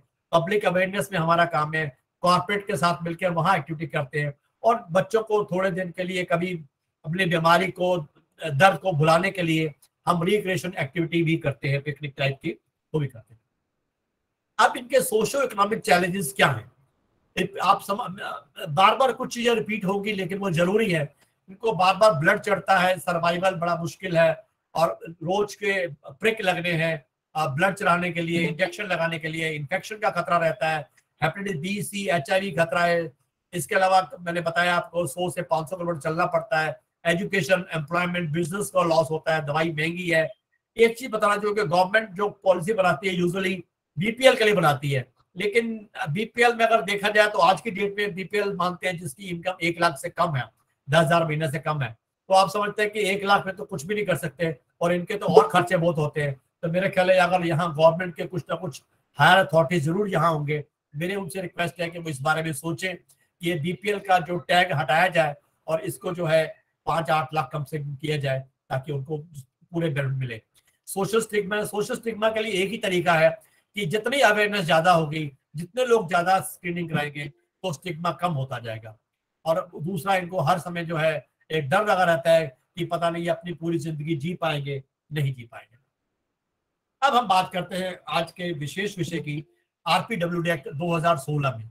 जब 2015 में ये एक्ट पास हुआ, उसमें थैलेसीमिया नहीं था, उसमें केवल 60 डिसेबिलिटी थी। मुझे याद है 1996 से मैं इस विषय में लगा रहा, और बहुत मेहनत करने के बाद सरकार ने यह माना कि दूसरी, खासतौर से ब्लड डिसऑर्डर की बात करता हूं मैं, कि थैलेसीमिया, सिकल सेल एनीमिया और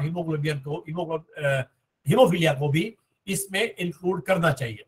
लेकिन ये सब कुछ होने के बाद भी एक चीज में हमें आज भी खलती है, जो कमी रहेगी हमारे हिसाब से, वो ये है कि जॉब रिजर्वेशन में वो हमारे को नहीं रखा गया। लेकिन चलो, जो नहीं रखा गया उसके अलावा जो है हम उसकी बात करते हैं। उसका एक सबसे बड़ा बेनिफिट जो हमें मिला है, पहले क्या होता था, एम्प्लॉयमेंट तो हो जाती थी कई बार अपने उसके पर क्रेडिबिलिटी के ऊपर, अपनी नॉलेज के ऊपर, लेकिन अगले जो मेडिकल लिए अनफिट कर देते थे। इसका एक बहुत बड़ा एग्जांपल हो सकता है आप में से बहुत लोगों को याद भी होगा, ये 8-10 साल पुरानी बात है। एक सोहित सिंह वो कहते थे, उन्होंने ही वाज डबल MBA किया था, उन्होंने अपना सिविल सर्विस एग्जाम पास कर लिया था, और उन्होंने अप्लाई किया, लेकिन उनको मेडिकली अनफिट कर दिया गया। 2 बार अनफिट किया गया, पहले सफदरजंग अस्पताल में, फिर RML हॉस्पिटल के अंदर। फिर हम यहाँ पर PM के इंटरवेंशन पे, डॉक्टर मनमोहन सिंह थे उस समय प्राइम मिनिस्टर, उनके इंटरवेंशन पे उनको फिर एम्प्लॉयमेंट मिला। यानी कि आप समझ सकते हैं कि इतना भी इंटेलिजेंट होने के बाद भी उस थैलेसीमिया पेशेंट को एम्प्लॉयमेंट नहीं मिल रही थी। इसके अलावा हमारे पास और बहुत सी स्टोरीज हैं जहाँ की केवल मेडिकली अनफिट होने के कारण, अनफिट करने के कारण उनको जो जॉब नहीं मिली। इसलिए हमारे जो बच्चे जॉब कर रहे हैं या करते रहे, वो बताते ही नहीं थे कि मुझे थैलेसीमिया है। वो बड़े और टाइम पे किस तरह के ब्लड चलाते थे, अपने बहुत और मुसीबतों के साथ ये अपना मैनेज किया उन्होंने। लेकिन अब इस एक्ट से एक फायदा जरूर है कि वो मेडिकली अनफिट नहीं कर सकते, या बाद में भी उनको जब पता लग जाए तो थैलेसीमिया के नाम पर जो है उनको निकाल नहीं सकते। यानी कि नॉन डिस्क्रिमिनेशन की जो है, equal opportunity and non discrimination का रियली बहुत फायदा हुआ है, मैं ये कहना चाहूंगा। एजुकेशन में मामले में आपको मालूम है कि सबको 18 साल तक एजुकेशन फ्री है, और दूसरा फायदा जो बड़ा हुआ है हमारे बच्चों को, रिजर्वेशन इन हायर एजुकेशन, वो आपने भी कई केस पेपर्स में आगे बताऊंगा भी आपको। हमारे बच्चे जो ठीक है फिजिकली थोड़ी दिक्कत होती है उनको, लेकिन इंटेलिजेंट बहुत होते हैं, तो वो हर तरह के एग्जाम्स क्रैक कर जाते हैं। तो अगेन उनको मेडिकली अनफिट के चक्कर में उनको एमबीबीएस में और इंजीनियरिंग में कई जगह जॉब, एजुकेशन में उनको नहीं मिलता था एडमिशन, तो वो अब उनको मिलना शुरू हो गया है। हालांकि उनमें भी हमें शुरू में देखा, हमें पर्सनली मुझे याद है कि दिल्ली यूनिवर्सिटी के अंदर मैं पर्सनली गया था, पहली बार 3 बच्चों का एडमिशन किया। आपने एमबीबीएस और एमडी के केस शायद सुने होंगे, एक इंदौर के अंदर हाई कोर्ट ने इंटरवेंशन किया, दिल्ली में किया, तब इन बच्चों को एमबीबीएस में एडमिशन मिला। दूसरा सोशल सिक्योरिटी कहूंगा कि पेंशन स्कीम्स, यस, अब हमारे बच्चे को कि कई बहुत पुअर है तो उनको तो 2-2,500 रुपए बहुत फायदा आता है, पेंशन मिलनी थोड़ा कुछ शुरू हो गई है, अनएम्प्लॉयमेंट अलाउंस भी अगर होगा तो मिलेगा। हेल्थ के मामले में इनको है कि एड्स एंड एप्लायंसेस, वो भी मैं आगे जाके बात करूंगा, और medicine, diagnostic services, corrective surgery होनी चाहिए फ्री ऑफ कॉस्ट। जैसे मैंने अभी ऊपर बताया कि आपको स्प्लीनेक्टमी के बारे में मेरा ख्याल है इसके लिए ministry of social justice empowerment को सोचना चाहिए कि वो हेल्थ में तो वो इस तरह का नहीं करते, लेकिन आपके अंडर आता है तो इसके बारे में सोचा जाए। ऐसे ही एड्स एंड एप्लायंसेस में चाहे हेल्थ वाले करते भी हैं, लेकिन उनको पंप्स और फिल्टर्स की दिक्कत आती है, खासतौर से पंप्स नहीं मिलते, तो अगर ministry of social justice empowerment से पंप्स मिल जाए तो इन बच्चों का थोड़ा इलाज आसानी से हो सकता है। लोन के मामले कंसेशनल लोन्स अवेलेबल होने चाहिए, जैसे कि उसमें एक्ट में लिखा है। इंश्योरेंस के बारे में कहना चाहूंगा, आज भी हालांकि ये एक्ट में लिखा है कि इंश्योरेंस होनी चाहिए, लेकिन आज भी जो है थैलेसीमिया पेशेंट्स की ना तो LIC होती है, लाइफ इंश्योरेंस होती है, और ना ही उनको मेडिक्लेम मिलती है। तो हमने कोशिश भी किया, बल्कि अप्लाई भी किया, 2 बच्चों ने हमारे पेमेंट भी जमा कराई, लेकिन रिफ्यूज होके आ गया। लगता है हो सकता है कोर्ट का इंटरवेंशन होगा तभी कुछ होगा। मेरा ख्याल है सरकार को इस बारे में क्लियर इंस्ट्रक्शन देनी चाहिए कि इनकी भी लाइफ इंश्योरेंस और मेडिक्लेम पॉलिसी इजीली जो है बिना एक्स्ट्रा प्रीमियम के हो जाए। ये प्रोविजन एक और है, special provision for person disability with high score, इससे भी हो सकता है हमारे थैलेसीमिया बच्चों को कुछ फायदा हुआ। अब सर्टिफिकेशन गाइडलाइंस जो एक्ट के अंदर लिखी गई है, एक तो ये है कि अपना और प्रेस्क्राइब फॉर्मेट है, इसको फॉर्म 4 है जो थैलेसीमिया के लिए, उसमें सबमिट करना है।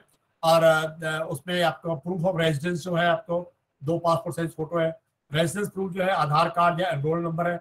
और इसमें ये जानना जरूरी है, अगर आधार कार्ड या एनरोलमेंट नंबर हो, कोई दूसरा प्रूफ जो है वो ऑफिसर नहीं मांग सकता। इसका सर्टिफिकेट के लिए या मेडिकल अथॉरिटी होती है डिस्ट्रिक्ट में, या डिस्ट्रिक्ट में कोई और कंप्यूटर अथॉरिटी हो सकती है, या इसके अलावा जो जहां वो ट्रीटमेंट मिलता है उनको, वहां का जो हॉस्पिटल है वहां से जो है अप्लाई करना चाहिए, वहां सर्टिफिकेट मिल जाएगा। अगर बच्चा है, छोटा है, जैसे आप यहाँ तो 6 महीने के बाद भी सर्टिफिकेट ले सकते हैं, तो उसको पेरेंट्स जो है एप्लीकेशन दे सकते हैं। तो इसमें यह प्रोविजन भी है, एप्लीकेशन देने के 1 महीने के अंदर अंदर या तो उनको डॉक्यूमेंट चेक करने के बाद सर्टिफिकेट देना पड़ेगा, और अगर मान लो वो कुछ कमी है, वो उनको कुछ सेटिस्फाइड नहीं है, तो उनको 1 महीने के अंदर अंदर जवाब देना पड़ेगा कि उनको रिजेक्शन क्यों किया जाए, सर्टिफिकेट क्यों नहीं दिया जा रहा। अभी मैंने आपको बताया कि 6 महीने के बाद भी अप्लाई कर सकते हैं। स्क्रीनिंग क्राइटेरिया इनको जांच के लिए गवर्नमेंट अस्पताल में टेस्ट किया सकता है, या एक्रेडिटेड लेबोरेटरी से भी टेस्टिंग हो सकती है। और ये जो सर्टिफिकेट है टेम्परेरी या परमानेंट आजकल 3 साल के लिए दिया जाता है, और सुनने में आया कि बहुत जल्दी ये 5 साल तक शुरू हो जाएगा। और इसका क्योंकि ये डिजीज बदलती रहती है, तो ये हर 3 या 5 साल में चेकअप करके इसको बदल सकते हैं। जो स्टेम सेल ट्रांसप्लांटेशन जिनको हो चुका है, उनको थोड़े टाइम तक दिक्कत होती है, उसके बाद शायद उनको सर्टिफिकेट नहीं मिल सकता। और कैरियर जो है इनका लेस देन 44, आगे बात करेंगे, ये उनको नहीं मिलेगा। और डिसेबिलिटी सर्टिफिकेट के लिए एक चीज और अच्छी है कि आपको एक फिक्स्ड वेन्यू हॉस्पिटल के अंदर ही मिलेगा, और डे और डेट उसका फिक्स करना चाहिए, ताकि उसको जो पेशेंट्स हैं उनको धक्के नहीं खाने पड़े। ये स्कोरिंग सिस्टम बनाया गया है कि उनको स्कोर कितना मिलना चाहिए। यहाँ थोड़ा सा मैं ये कहना चाहूंगा कि हमारे जितने भी, चाहे हम थैलेसीमिया सोसाइटीज हैं या हमारे जो हेमेटोलॉजिस्ट हैं जो थैलेसीमिया काम करते हैं, वो इस क्राइटेरिया से बहुत सेटिस्फाइड नहीं है। ये थोड़ा सा वेग टाइप का या ज्यादा एक्सटेंसिव है, तो लेकिन फिलहाल आज की डेट में यही है, तो इसी के हिसाब से उनको सर्टिफिकेट देना पड़ता है।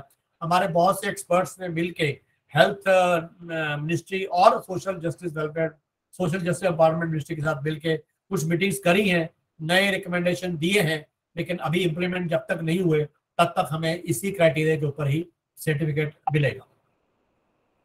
तो ये मैंने बताया कि क्या क्या टेस्ट है। इसके अलावा CBC, LFT, KFT, फेरेटिन, ये टेस्ट उनको दिखाने पड़ते हैं। दिल्ली के अंदर ये 12-13 अस्पताल हैं जहां पर सर्टिफिकेट बनता है, और इसके लिए कोई जरूरी नहीं कि आप कहाँ ब्लड चढ़ाते हो, कहाँ रहते हो। कोई भी व्यक्ति अपनी सुविधा के अनुसार किसी भी हॉस्पिटल में जाके अपना जो डिसेबिलिटी सर्टिफिकेट बना सकता है। ये एक बहुत अच्छी सुविधा देगी। ये UDID है, ये जो डिसेबिलिटी सर्टिफिकेट बनने के बाद ऑनलाइन बनता है, और UDID बनने के बाद एक ऑलमोस्ट एक कंफर्म, जैसे हमारा बाकी आधार कार्ड या पैन कार्ड बनते हैं, ये ऐसा कार्ड बन जाता है जिससे काफी और सुविधाएं मिल सकती है। अब बेनिफिट जो है थैलेसीमिया के लिए क्या अभी अवेलेबल है, UDID कार्ड की हम बात कर रहे थे। तो UDID कार्ड करके अगर सपोज जैसे कोई पेशेंट दिल्ली का है, अगर वो देहरादून चला जाता है तो वो देहरादून में कार्ड दिखाएगा तो उसको ऑटोमेटिकली सारी फैसिलिटी मिल जाएगी उसको, और उस नंबर के ऊपर सारा अवेलेबल होगा। ऐसे कहीं वहाँ गुवाहाटी जाता है, बॉम्बे जाता है, कहीं भी जाएगा तो वो सिर्फ UDID कार्ड दिखाना है उसको, और बहुत सारे डॉक्यूमेंट ले जाने की जरूरत नहीं। जो मंथली पेंशन जो बेनिफिट्स हैं आंध्रा के अंदर, आंध्र प्रदेश में वो 500 महीना है, आसाम में 1000 महीना है, और फ्री पार्किंग है railway station, airport, bus stop पे। चंडीगढ़ में पेंशन 1000 महीना है अगर डिसेबिलिटी स्कोर 40 से 70% है, और अगर 70% से ज्यादा है तो 2000 महीना है। छत्तीसगढ़ में पेंशन 400 महीना है अगर 75% से कम है स्कोर, और अगर 75% से ज्यादा डिसेबिलिटी है तो 1000 महीना है। दिल्ली के अंदर 2500 महीना है, और दिल्ली में कंसेशनल बस पास है जो 15 महीना है, जो कि नॉर्मल AC नॉन AC दोनों बस के लिए 1000 महीना है। दिल्ली के अंदर, दिल्ली यूनिवर्सिटी के अंदर सारी फीस माफ है एक्सेप्ट जो है एडमिशन फीस, एग्जामिनेशन फीस भी आपकी माफ है। तो ये एक डिसेबिलिटी को पर्सनल डिसेबिलिटी के लिए बहुत अच्छा बेनिफिट है। हरियाणा में भी पेंशन 2500 रुपये 18 साल से बड़े के लिए, और 18 साल से छोटे के लिए 1800 रुपये महीना है। फ्री बस सर्विस अवेलेबल है। हिमाचल के अंदर मंथली पेंशन 1300 रुपये है, लेकिन डिसेबिलिटी 80% से ज्यादा होनी चाहिए। जम्मू कश्मीर में 1000 महीना, पंजाब में 1500 महीना है, और फ्री बस सर्विस वहां भी अवेलेबल है। राजस्थान में 700 महीना है, और वेस्ट बंगाल में 1000 रुपये महीना है। अब एक हमारी मीटिंग हुई थी मिनिस्टर सोशल जस्टिस एम्पावरमेंट में, उसके हमारे सब कमेटी बनाई गई under the chairmanship of doctor शक्ति प्रसाद दास, डायरेक्टर SV निर्तार। तो हम लोगों ने ये सजेस्ट किया था, उसमें मैं भी एक मेंबर था और लोग भी थे, कि हमारे थैलेसीमिया के लिए हमें जो ministry of social justice empowerment से क्या मिलना चाहिए इस एडिप्स स्कीम के अंदर। एक तो पोर्टेबल इन्फ्यूजन पंप है जिसकी कॉस्ट करीब वैसे 30 से 50 हजार है, कम से कम 30-35 हजार तक हमने रिकमेंड किया था। फिल्टर जो है हमने रिकमेंड किया था 600 से 800 का है, 15 से 20 फिल्टर उसको साल में चाहिए होते हैं, वो मिलने चाहिए। ऐसे कुछ बच्चों में बार बार ब्लड चलाने से उनकी वेन्स खराब हो जाती है, तो उनको परमानेंट वेन कैनुला लगाना पड़ता है, तो उसको इंट्राकैथ लाइन या सेंट्रल वेनस इम्प्लांटेबल डिवाइस कहते हैं। उसके लिए पैसे का हमने कहा था पूर्वाधार होना चाहिए, तो वो भी रिकमेंड किया गया है। दिल्ली के ऑपरेशन के लिए 80,000 का हमने रिकमेंड किया है, और बोन मैरो ट्रांसप्लांट के लिए 12,000 का, और टोटल 250 ट्रांसप्लांट जो है सरकार जो है वो इस स्कीम के अंदर करवाए। और लेकिन और स्कीम एक चीज और जो मैंने पहले भी कहा कि ये एक इनकम सीलिंग जो है वो एक बहुत बड़ा रुकावट है, क्योंकि 20,000 महीना के हिसाब से अगर हम देखे जाए तो करीब 1,02,40,000 बनता है। तो हम चाहते हैं इसको बढ़ा के 5 या 8 लाख किया जाए, ताकि ज्यादा लोग को इसका फायदा हो सके। ये रिकमेंडेशन है, सुना मुझे जहां तक मालूम है काफी हद तक ये मान ली गई है, लेकिन जब तक अभी नोटिफाई नहीं होती तो इसके बारे में हम कंफर्म नहीं कह सकते। अब रिहेबिलिटेशन के लिए क्या करना क्या चाहिए? सबसे पहली चीज जो आज आप CRC ने या बाकी डिपार्टमेंट में मिलकर की है वो ये है कि पब्लिक अवेयरनेस होनी चाहिए, ताकि हमारे जो आगे जो है थैलेसीमिया बच्चे ना बढ़े और फ्यूचर बर्डन को कम किया जाए। और क्योंकि इनका जीवन ब्लड पे डिपेंडेंट है तो इनको वॉलंटरी ब्लड डोनेशन में भी थोड़ा प्रमोशन करना चाहिए। सोसाइटी को सेंसिटाइज करना जरूरी है, खासतौर से स्कूल्स को, ताकि वो किसी तरह के डिस्क्रिमिनेशन ना दें। हम ये नहीं चाहते, ना तो चाहते हैं कि उनको कोई ऐसी पेनल्टी या पनिशमेंट दी जाए कि बीमार हैं, ना हम चाहते हैं उनको एक्स्ट्रा केयर किया जाए, हम पैम्पर करना भी नहीं चाहते। हम चाहते हैं बिल्कुल एग्जैक्टली वैसे ही बच्चे के साथ बिहेव किया जाए जैसे दूसरे बच्चे के साथ करते हैं। हम पेरेंट्स को भी यही कहते हैं कि आप अपने थैलेसीमिया बच्चे को बिल्कुल ऐसे ही बिहेव कीजिए जैसे आप उसका सिबलिंग है, सगा बहन भाई है। ना तो उसको बहुत ज्यादा ध्यान देने की जरूरत है और ना ही उसको बिल्कुल इग्नोर करने की जरूरत है। उसको बिल्कुल इक्वल आप समझिए, उसमें कोई कमी नहीं है। अगर आप 2 चीज देते रहेंगे, पूरा ब्लड देंगे, पूरा आयरन निकालेंगे, कॉम्प्लिकेशंस देखेंगे, तो बच्चा अच्छा रहे। अब क्योंकि इनको एनीमिया रहता है, इन्फेक्शन रहते हैं, बार बार अस्पताल जाना पड़ता है, स्कूल मिस होता है, तो एग्जाम की डेट तो नहीं चेंज हो सकती, लेकिन हम ये चाहते हैं कि उनको एग्जाम्स के अंदर थोड़ा एक्स्ट्रा बेनिफिट दिया जाए। हालांकि सुनने में आया कि एनसीईआरटी ने आधे घंटे का इंतजाम किया है, बट कितना इम्प्लीमेंट है वो अभी उसके बारे में मैं नहीं कह सकता। अब ये थोड़ी एक कमी मैंने पहले भी बताया आपको, हमें ये खलती है कि एजुकेशन में तो थोड़ा हमें रिजर्वेशन मिला है, एम्प्लॉयमेंट में नहीं है। तो मैं चाहूंगा कि ये जो एक्ट जो है ये हमारे साथ खुद ही डिस्क्रिमिनेशन कर रहा है। मतलब एक्ट का प्राइमरी जो विजन है वो तो नॉन डिस्क्रिमिनेशन है, लेकिन एक्ट में हमारे साथ जो है ब्लड डिसऑर्डर्स जो है उनके साथ डिस्क्रिमिनेशन किया गया है। तो अगर यहाँ के अथॉरिटीज यहाँ मेरी बात सुन रही हैं तो मैं उनसे रिक्वेस्ट करूंगा कि इस विषय पर भी थोड़ा सा ध्यान दिया जाए। इसके अलावा जो है उनको फ्री ट्रीटमेंट तो चाहिए, लेकिन फाइनेंशियल असिस्टेंस थोड़ी बढ़ानी चाहिए, क्योंकि इनके बहुत से हिडन खर्चे होते हैं। जैसे मैंने बताया कि पेशेंट्स को बाहर से आना पड़ता है, आने जाने का खर्चा है, और एक दिन ब्लड चढ़ाने के लिए 3-3 दिन खराब होते हैं, जिसमें बच्चे की एजुकेशन खराब होती है, उसका फैमिली इनकम खराब होती है। तो थोड़ा सा और उसको सपोर्ट करना चाहिए। एक इनकम टैक्स के अंदर डिडक्शन मिलती है ट्रीटमेंट के ऊपर, लेकिन वो बहुत फिक्स है, 75,000 है। लेकिन मैंने बताया अभी आपको इनका खर्चा तो 1 से 2 लाख होता है। तो वो जो लोग अफोर्ड भी कर सकते हैं तो उनको कम से कम अगर टैक्स एग्जम्पशन मिल जाए तो वो और अच्छा इलाज कर सकते हैं। हम कहते हैं कि एक्चुअल जो भी एक्सपेंसेस हैं उसके ऊपर उनको टैक्स एग्जम्पशन मिलना चाहिए। दूसरा, जितनी भी स्कीम्स हैं, मैं ये सब पीडब्ल्यूडी के कहना चाहूंगा, चाहे वो पूरी 21 की 21 जो डिसेबिलिटीज हैं, सब में जो मिनिमम जो है क्राइटेरिया फॉर गिविंग बेनिफिट जो है, इनकम सीलिंग 1 लाख से बढ़ाकर इसको 5 लाख तक करनी चाहिए। ये कुछ केसेस है जो आपने शायद हो सकता है पेपर्स में देखे होंगे, जिनमें इन बच्चों को आरपीडब्ल्यू एक्ट में आने के बाद भी उनको काफी स्ट्रगल करना पड़ा। उसमें हमने सोसाइटी की तरफ से काफी फाइट किया और कुछ बच्चों को फायदा हुआ और उन्होंने फिर अपना एडमिशन उनको मिला। तो अब ये मैं चाहता हूं कि जैसे ये बच्चे अगर सही इलाज मिले तो they can also live normal life, normal adulthood, normal education, employment, happy marriage life and with normal children. और ये सब कुछ बाहर हो रहा है तो यहाँ भी हो सकता है। हम सब मिलकर ये प्रतिज्ञा करें कि हम हर थैलेसीमिया बच्चे को एक ऐसा बच्चा बनाएं जो कि हमारे देश के लिए प्रोडक्टिव हो। धन्यवाद।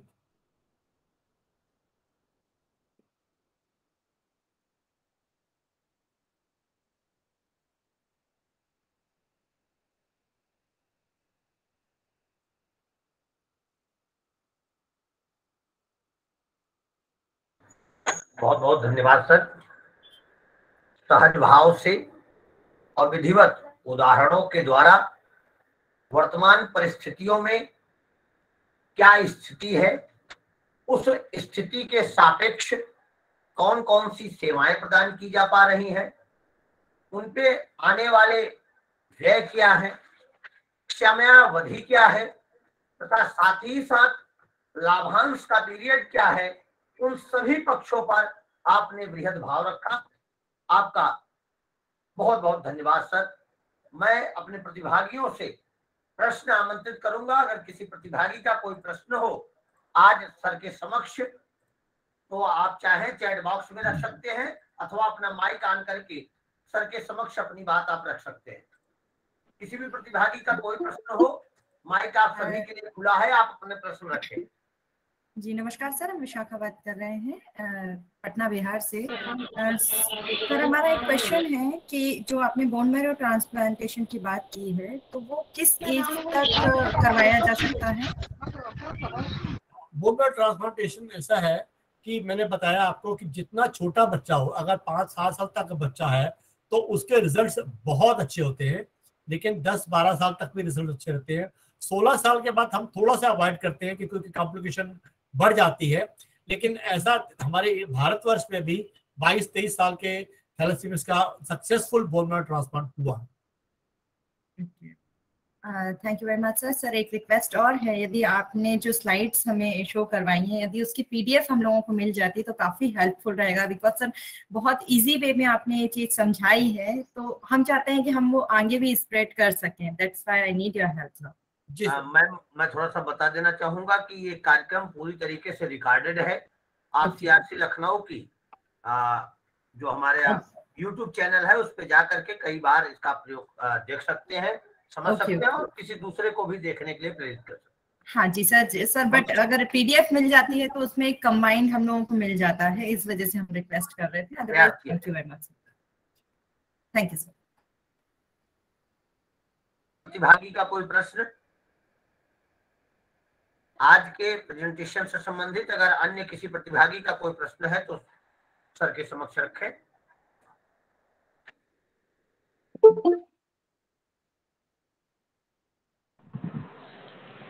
सर मेरा एक प्रश्न है। जी सर जी बताइए। जी सर, मेरा एक प्रश्न आपसे है सर। जैसे किसी भी बच्चे को डिसेबिलिटी डिसाइड की जाती है और सीएमओ सर्टिफिकेट जो है वो देते हैं कि एटलीस्ट 40% डिसेबिलिटी होती है, तो क्या सीएमओ के पास ऐसा कोई क्राइटेरिया है जो सीएमओ डिसाइड करते हैं 40 है या 45 है या 50 70 है, तो कैसे डिसाइड करके सर्टिफिकेट देते हैं सर? मेरा प्रश्न यही है सर। हाँ बिल्कुल ठीक बोला आपने। ये एक्ट के अंदर जो है प्रावधान है और 4 जनवरी 2018 का नोटिफिकेशन है। मैंने अपनी यहाँ दिखाया भी आपको स्लाइड्स के अंदर, तो उसके वो क्राइटेरिया के हिसाब से ही आपको दी जाएगी। और मैं एक थोड़ा सा और क्लियर करना चाहूंगा कि थैलेसीमिया माइनर कैरियर या ट्रेड जिसको हम कहते हैं वो डिसेबल्ड नहीं होते। हमें कई बार फोन आते हैं कि मैं कैरियर हूं और मुझे सर्टिफिकेट नहीं मिल रहा। उनको नहीं मिल, ना तो एलिजिबल है और ना ही हम रिकमेंड करते हैं कि उनको मिलना चाहिए। कैरियर को कोई सर्टिफिकेट की आवश्यकता नहीं है, उनको नहीं मिलना चाहिए। मेजर के लिए क्राइटेरिया ऑलरेडी डिसाइडेड है, तो हर सीएमओ उसी के हिसाब से देगा।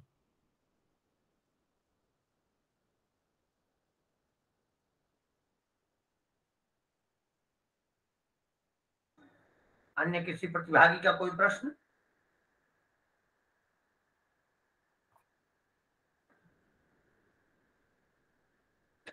पुनः पुनः धन्यवाद सर। अब मैं श्री सर मेरा एक प्रश्न है। हाँ जी नितेश जी पूछिए। हाँ सर, मेरा ये प्रश्न है कि सीएमओ जो है वो कौन से पैरामीटर के द्वारा डिसाइड करते हैं कि बच्चा 75 सीवियर है या माइल्ड है, मोल्ड है, मॉडरेट है? किस प्रकार से सीएमओ साहब जो है डिसाइड करते हैं? मैंने बताया ना आपको, जो 4 जनवरी 2018 का नोटिफिकेशन है जिसमें पूरा क्राइटेरिया दिया गया है कि कैसे डिसाइड करना है, ये ऑलरेडी है। ठीक है, अगर आप हाँ और मैं आपका चाहिए है तो आप बेशक मेरे को मेल कर दीजिए या मैं भेज दूंगा। वैसे आप ये स्लाइड देखेंगे ना, जब यूट्यूब देखेंगे उसमें मैंने लिखा है। जी सर। Good afternoon sir. जी नमस्कार जी, बताइए सर। मेरा एक क्वेश्चन है। अभी यहाँ पे काफी लोगों मैंने जानकारी ली तो अभी लोगों के सर्टिफिकेट नहीं बने हैं, और अगर किसी स्टूडेंट का सर्टिफिकेट बना है तो वो कहीं 2013 का है या 2002 का है, तो उसको क्या मतलब चेंजमेंट तो कुछ आ रहा होगा, या तो सुधार में आ रहा होगा या तो उसकी डिसेबिलिटी बढ़ रही होगी, या तो इसको क्या दोबारा से फिर से करवाना चाहिए या अधिकारी लोग दोबारा से करते हैं? कैसा क्या रहता है प्रोसेस? मैं इसके बारे में बताना चाहूंगा। पहली बात तो ये है कि 2016 से पहले तो थैलेसीमिया वाले तो एलिजिबल ही नहीं थे, तो 2002 या 12 की बात तो है ही। हम बात करते हैं थैलेसीमिया की, तो थैलेसीमिया के सर्टिफिकेट बनने ही 2018 में जब क्राइटेरिया हो गया उसके बाद शुरू हुए हैं। तो उसमें भी क्योंकि अभी हर चीज जब नहीं होती है तो कुछ कमियां आती हैं, तो किसी ने 1 साल का दिया, किसी ने 2 साल, किसी ने 3 साल दिया, तो वो जिसको भी जो मिला है, थैलेसीमिया की बात कर रहा हूँ, दोबारा अप्लाई कर सकता है और दोबारा मिलेगा। अब जो है उसका टाइम पीरियड 3 साल हो गया है, तो अब जो नया जो भी मिलेगा वो 3 साल का मिलेगा। 80% से ज्यादा है तो परमानेंट वाला मिल जाएगा, अगर 80% से कम है तो 3 साल का मिलेगा। सर यहाँ पे एक चीज हमने ये देखी है कि डॉक्टर्स या गार्जियन ये चाहता है कि उसके बच्चे की डिसेबिलिटी सर्टिफिकेट में परसेंटेज ज्यादा लिख दिया जाए, जिससे गवर्नमेंट सुविधाएं ज्यादा मिलने लगे।